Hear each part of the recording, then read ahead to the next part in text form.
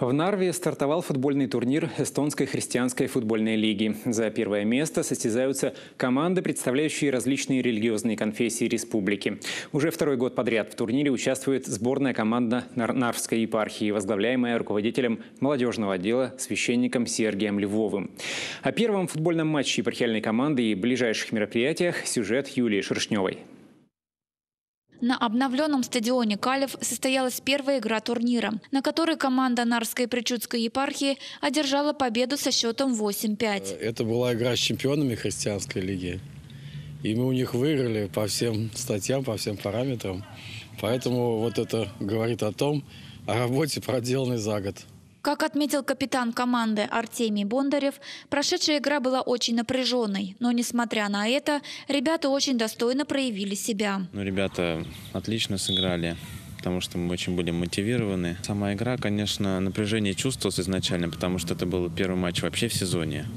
И новое поле, да, вот, на котором мы играли, немножко формат был другой совсем. То есть мы играли 11 на 11. Потому что формат эстонской христианской лиги он немножко уже, то есть игроков меньше и поле, соответственно, меньше. Вот, и пришлось немножко, конечно, потрудиться. Ребята постарались, и наша команда одержала победу со счетом 8-5. Поэтому можно поздравить ребят с первой победой. Я думаю, что в будущем, да, то есть совместными усилиями, да, вот мы сможем достичь каких-то больших успехов. Не только в этом турнире, но, думаю, и в следующих тоже. Тренер команды отец Сергий отметил, что уровень команды высоко поднялся. Благодаря усилиям и интересу к спорту команда быстро развивается и имеет большое будущее в футбольном спорте. Это уже другой совершенно уровень, другой класс. То есть уже другое даже понимание игры.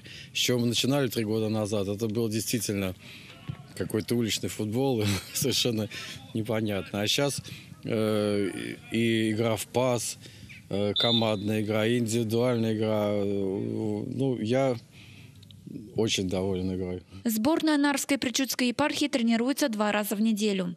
В состав команды также входят полупрофессиональные молодые футболисты из команды Нарва Транс, которые тренируются каждый день. Мы всегда очень рады, если люди, которые умеют играть в футбол, люди православные, чтобы поддержали нашу команду, чтобы приходили на тренировки и пробивались в основной состав, и чтобы у нас была команда очень достойная.